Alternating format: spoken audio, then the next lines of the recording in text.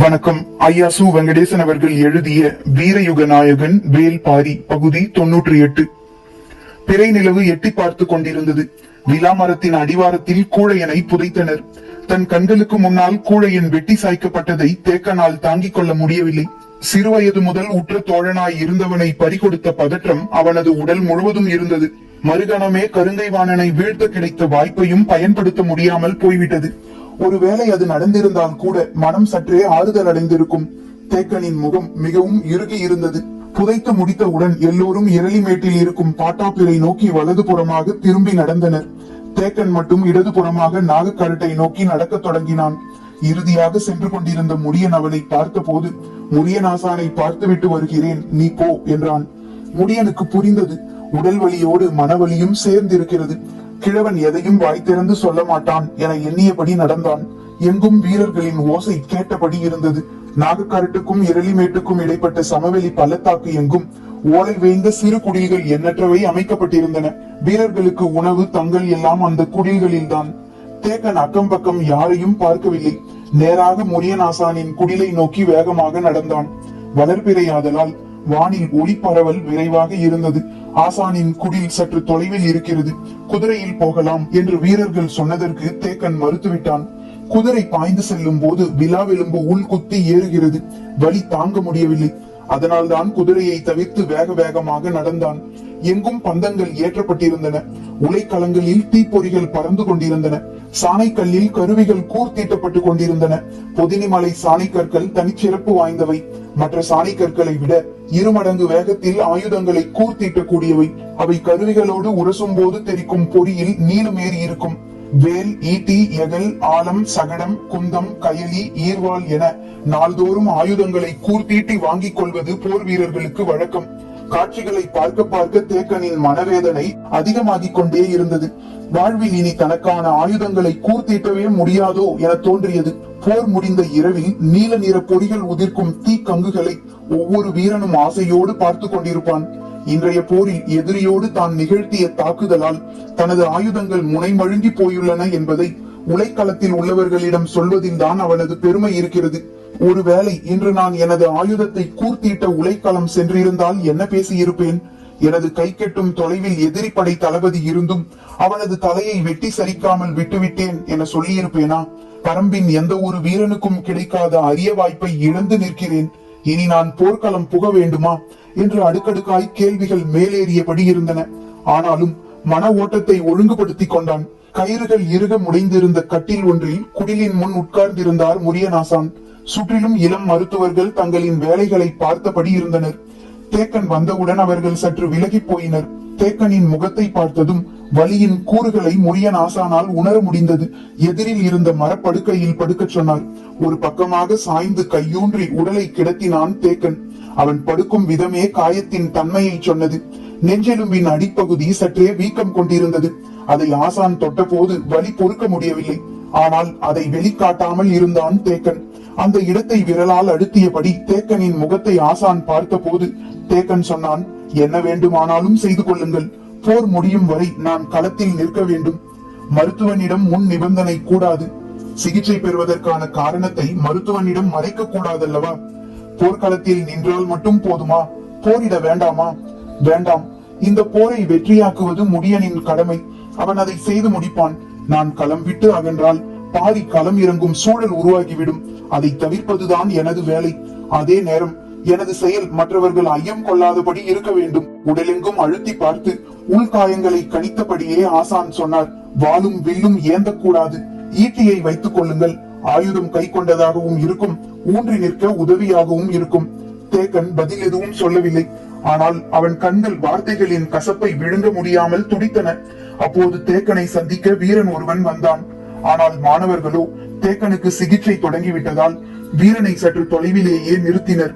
படகோடியில் காட்டுக்குள் நுழைந்த வேட்டூர் பழையன் ஆட்கொல்லி மரத்தை அண்டி எண்ணற்றோரை கொன்று தானும் இறந்துள்ளார் என்ற செய்தியை சொல்வதற்காக அந்த வீரன் காத்திருந்தான்.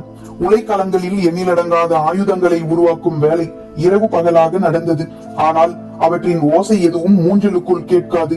ஏனென்றால் உலைக்களம் இருக்கும் பகுதி, படைக்கல பேரரங்கு இருக்கும் பகுதி, மருத்துவ கூடாரம், மூஞ்சல் என எல்லாம் தனித்தனியே வெகு தொலைவில் இருந்தன. பொழுது நள்ளிரவை நெருங்கிக் கொண்டிருந்தது. குலசேகர பாண்டியன் சொல்லியதைப் போல புதிய தாக்குதல் திட்டத்தோடு கூடாரத்துக்குள் நுழைந்தான் கருங்கைவாணன். உள்ளே அனைவரும் காத்திருந்தனர். செங்கன சோழன் கரும்பாக்குடியினரை பற்றி சொன்ன செய்தியை கேட்டு மகிழ்ந்து போயிருந்தான் உதயஞ்சேரல். தந்தை குலசேகர பாண்டியனின் திட்டத்தை கேட்டு ஆச்சரியம் கொண்டிருந்தான் புதியவெப்பன். அனைவரும் மிக இறுக்கமான சூழலில் இருப்பார்கள் என நினைத்து உள்ளே வந்த கருங்கைவாணன் வேந்தர்களின் முகங்களை பார்த்து சற்றே குழப்பமானான். ஆனாலும் அவன் வகுத்த திட்டத்தை பற்றி கூறலானான். நிறைந்த அவையில் அவமானப்பட்ட ஒரு தளபதியின் சினம் அவன் வகுத்த திட்டத்தின் வழியே வெளிப்படத் தொடங்கியது. 3 நாள் போர்களின் அனுபவத்தில் இருந்து நான் சில முடிவுகளுக்கு வந்துள்ளேன். எதிரிகளின் போர் உத்தி நம்மால் முன் உணர முடியாததாக இருக்கிறது. இனிமேலும் அப்படித்தான் இருக்கும். ஆனால் அவர்கள் படையின் வலிமை எதில் இருக்கிறது என்பதை என்னால் கணிக்க முடிந்திருக்கிறது என்றான். இதுவரை தாக்குதல் உத்தியை பற்றி மட்டுமே பேசிய கருங்கைவாணன் முதன்முறையாக எதிரி படையின் நுணுக்கங்களை பற்றி பேசத் தொடங்கியதை அவை உன்னிப்பாக கேட்டது. நம்மோடு ஒப்பிட்டால் பரம்பின் படை அளவில் மிக மிக சிறியது. ஆனாலும் அவர்கள் 3 நாள் போர்களிலும் முன்னேறி தாக்கியுள்ளனர். அதற்கு காரணம் அவர்களது படையின் மைய அச்சாக இருக்கும் விற்படைதான். அவர்கள் அம்பெய்யும் தொலைவில் சரிபாதிதான் நம் வீரர்களால் அம்பெய்ய முடிகிறது. எனவே விற்படையினரை நம்மால் நெருங்கவே முடியவில்லை. அந்த படையினர் போர்க்களத்தின் நடுவில் இருக்கின்றனர்.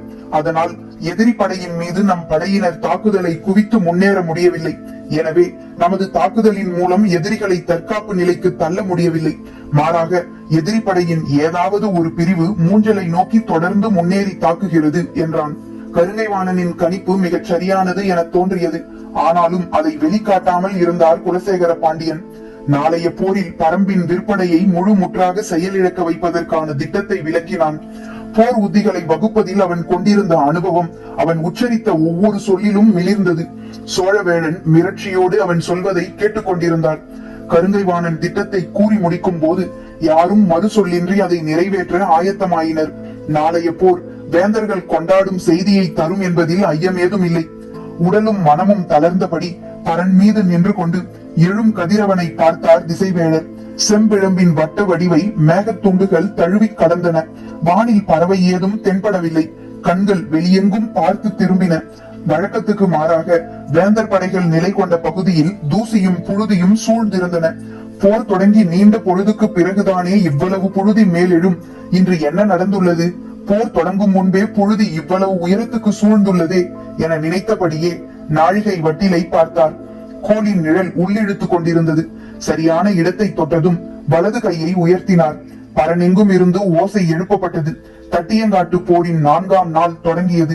கை உயர்த்தி இமைப்பொழுது கடப்பதற்குள் நிலமெங்கும் இருந்து வீரர்களின் பெரும் முழக்கமும் முரசுகளின் பேரோசையும் வெளியை அதிரச் செய்தன. வழக்கத்தை விட பல மடங்கு ஓசை கனப்பொழுதில் மேலெழும்பியது. களத்தில் என்ன நடக்கிறது என்று திசைவேளர் கூர்ந்து பார்த்தார். பரம்பு படை வழக்கம் போல் தாக்குதலுக்கு ஆயத்தமானது.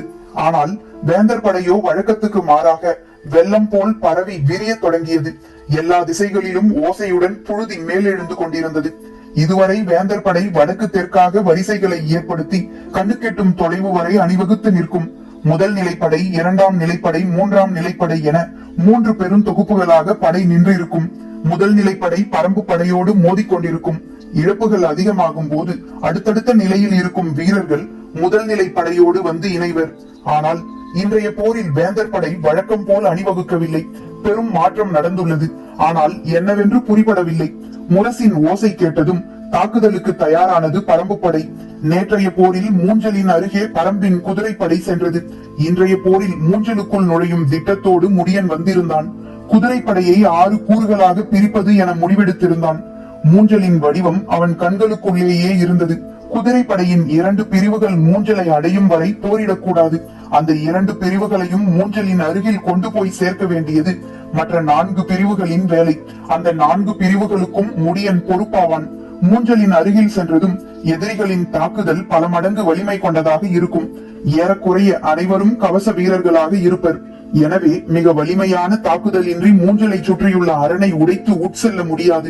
எனவே மிக தேர்ந்த வீரர்களை கொண்டு அந்த பிரிவினரை உருவாக்கி இருந்தான்.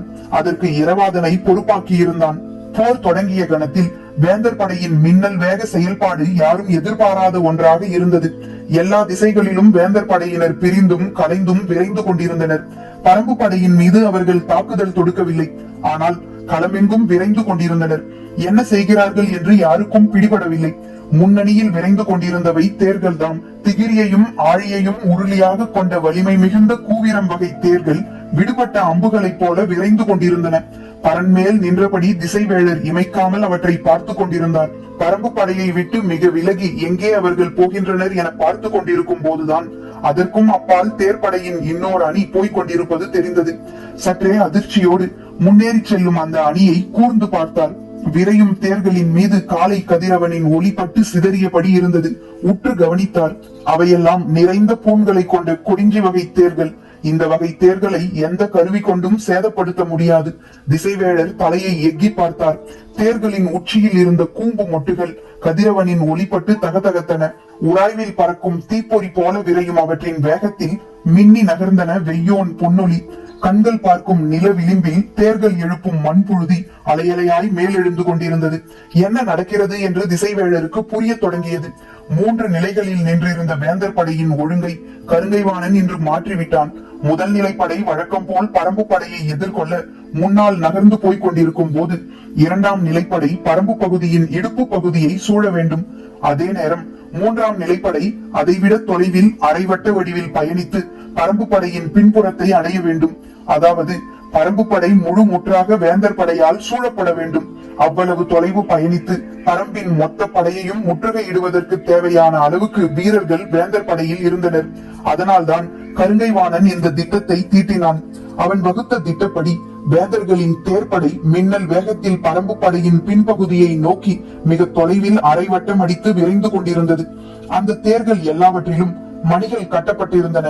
எனவே மணிகளின் பேரோசை எங்கும் எதிரொலித்தது.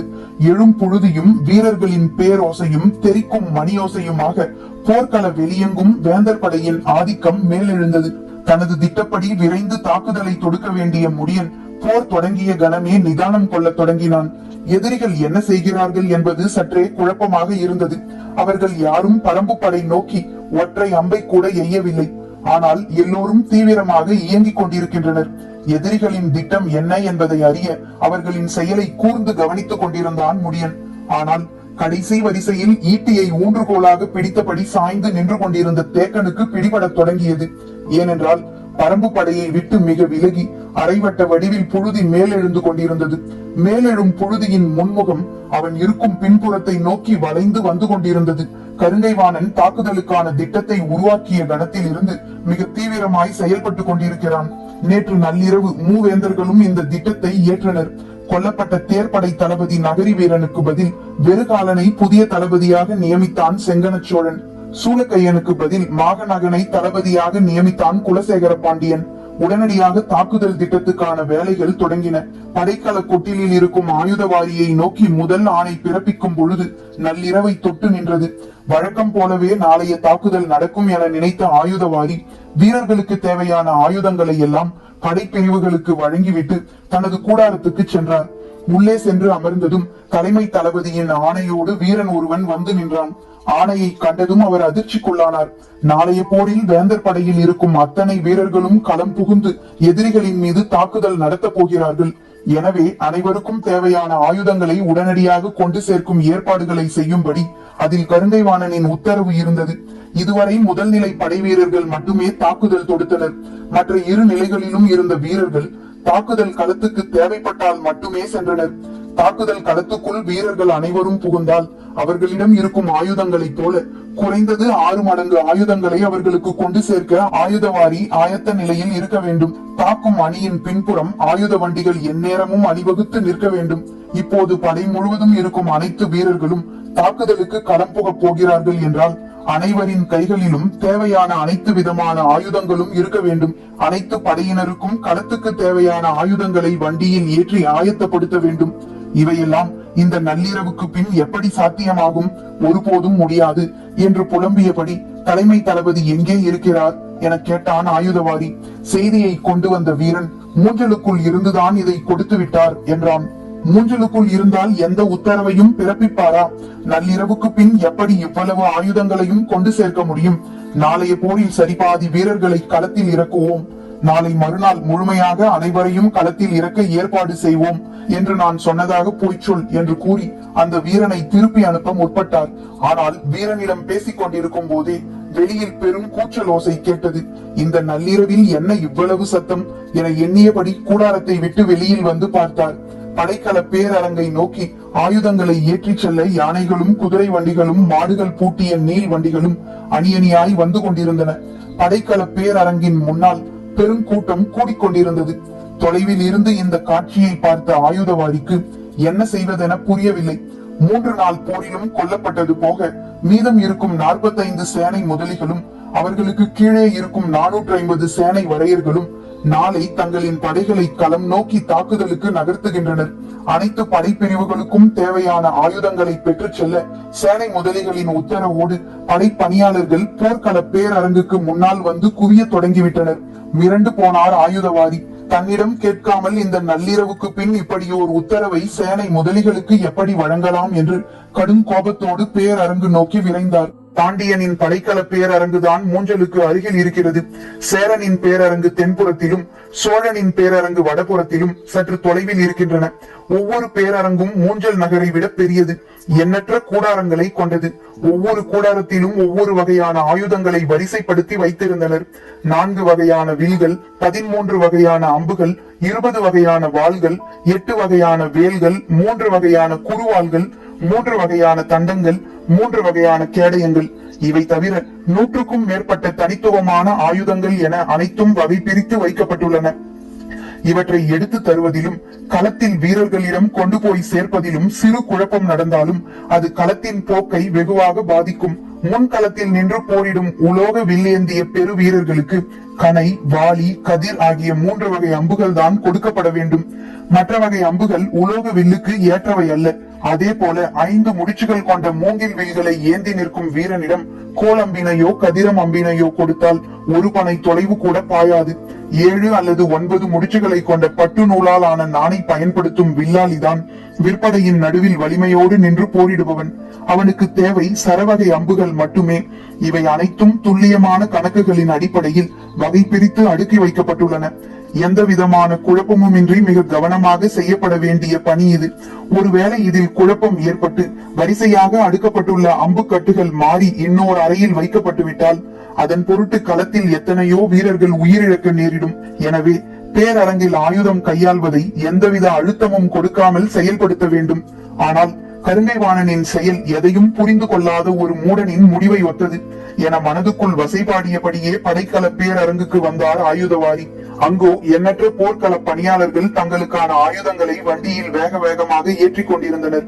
தான் வரும் முன்பு எப்படி இந்த வேலையை தொடங்கினார்கள் என்ற கோபத்தோடு ஆயுதவாரி உள்ளே நுழைந்த போது அங்கு கருங்கைவாணன் நின்று கொண்டு பணிகளை ஒருங்கிணைத்துக் கொண்டிருந்தான்.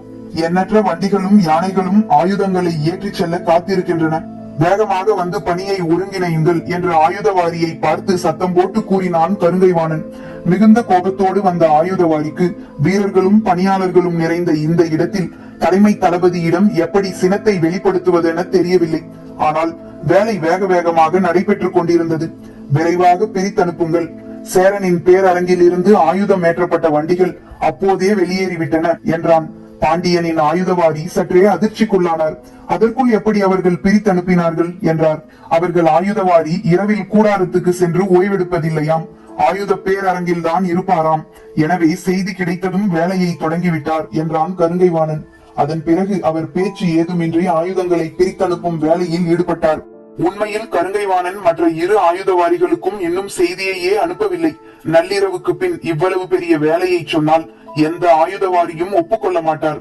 அது மட்டுமன்று, வலுக்கட்டாயமாக செய்யும் சூழலை ஏற்படுத்தினால் அது போர்க்களத்தில் குழப்பத்தில் முடிய வாய்ப்பிருக்கிறது. எனவேதான் மிக கவனமாக இந்த வேலையை செய்தான் கருங்கைவாணன். பாண்டியனின் பேரரங்கில் இருந்து ஆயுதங்களை ஏற்றிக்கொண்டு வண்டிகள் வெளியான பிறகுதான் மற்ற 2 ஆயுதவாரிகளுக்கும் செய்தி சென்று சேர்வதை போல பார்த்து கொண்டான். சிறு முணுமுணுப்புகளும் கோபமும் வெளிப்பட்டனவே தவிர வேலையை மறுக்கும் நிலை எங்கும் ஏற்படவில்லை.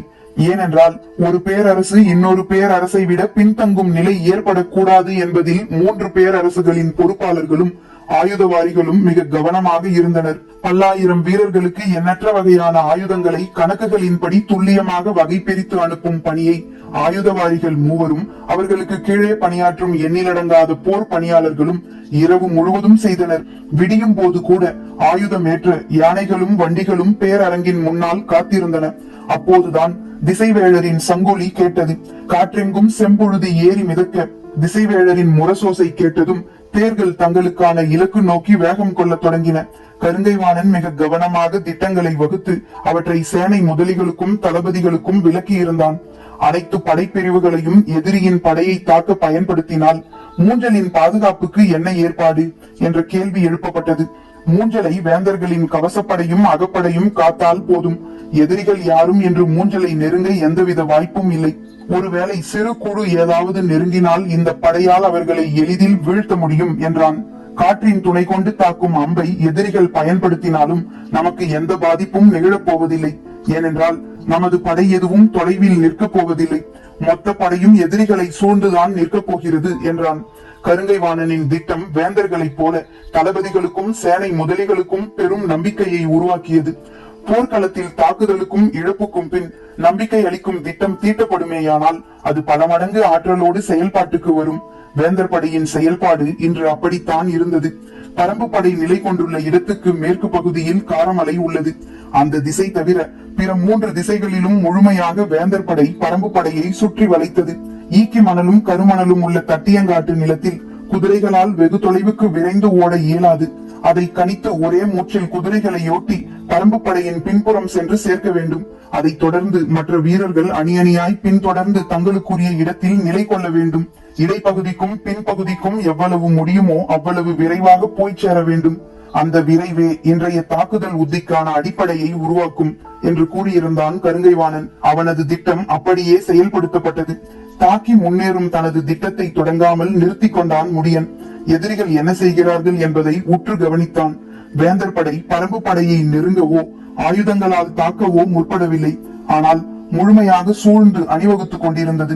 அந்த நேரத்தில் குதிரையில் ஏறி பரம்பு படை முழுமையும் சுற்றி வந்தான் முடியன். எதிரிகளின் தளபதிகள் பலரும் அவன் கண்ணில் பட்டனர். ஆனால் கருங்கைவாணன் மட்டும் அவன் கண்ணில் படவே இல்லை. இவ்வளவு விரிவாக திட்டமிட்டிருப்பதால் அவன் முன்னணியில் தானே நிற்க வேண்டும். எங்கே போனான் என்று சிந்தித்த வண்ணம் பரம்பு படையின் பின்பகுதியை வந்து அடைந்தான் முடியன். அங்கே தேக்கன் நின்று கொண்டிருந்தான். தேக்கனின் பாதுகாப்புக்காகத்தான் அவனை பின்புற வரிசையில் நிற்குமாறு முடியன் சொல்லி இருந்தான். ஆனால் இப்போது அவன் இருக்கும் திசையிலும் எதிரிகள் சூழ்ந்து நிற்பதால் அவனும் முன்வரிசையில் நிற்பவனாக மாறினான். தேக்கனின் அருகில் வந்ததும் குதிரையை விட்டு இறங்கினான் முடியன். அப்போது நாகக்கரட்டில் இருந்து நீல் கொம்பின் சுழியோசை கேட்டது. அதிர்ச்சியோடு நாகக்கரட்டை திரும்பி பார்த்தான். வெளிப்படுத்தப்படுவது சுழியோசைதானா என்பதை மறுபடியும் கூர்ந்து கவனித்தான். ஆபத்தை முன்னுணர்த்தும் நீல் கொம்பின் சுழியோசைதான் அது. சற்றே கோபத்தோடு, எதிரிகள் நமது படையை சூழ்ந்து விட்டால் ஆபத்து என்று பொருள் கொண்டு விடுவதா என்று தேக்கனை பார்த்து கேட்டான். ஓசை கேட்ட திசையையே பார்த்து கொண்டிருந்த தேக்கன் சொன்னான், ஆபத்து இங்கில்லை, அங்கு. முடியன் சற்றே மிரட்சியோடு மீண்டும் நாகக்கரட்டை பார்த்தான். இறுக்கி கொடியின் பால் கொண்டு காட்டப்படும் குறிப்பு குளவன் திட்டை நோக்கி காண்பிக்கப்பட்டு கொண்டிருந்தது. ஏற்பட்டுள்ள ஆபத்தை பாரிக்கு தெரிவித்துக் கொண்டிருக்கின்றனர் நாகக்கரட்டின் மீது இருந்த கூவல் குடியினர். பரம்பின் குரல் ஒலிக்கும்.